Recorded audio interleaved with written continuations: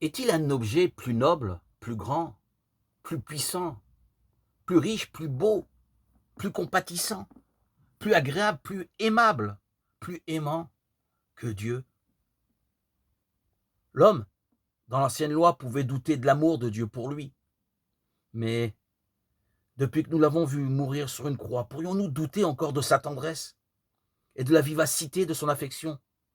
Ô prix inestimable de l'amour que nous vaut la possession de Dieu! C'est là le trésor qui nous sert à payer son amitié.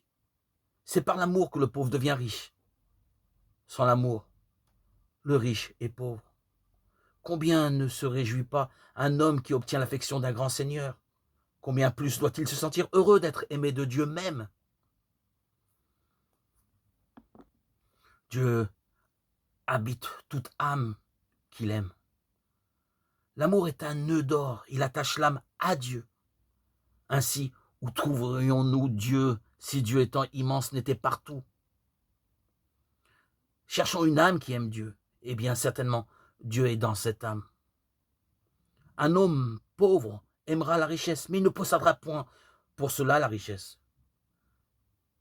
Et celui qui aime Dieu possède Dieu. Dieu le possède.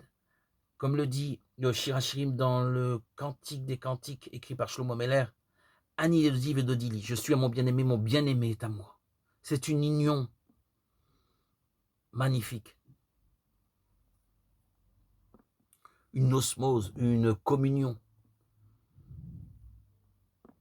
un bouleversement de l'âme qui permet cette conversion intérieure, qui permet de ne plus douter et de rester fidèle au Seigneur. Voilà la force du Christ.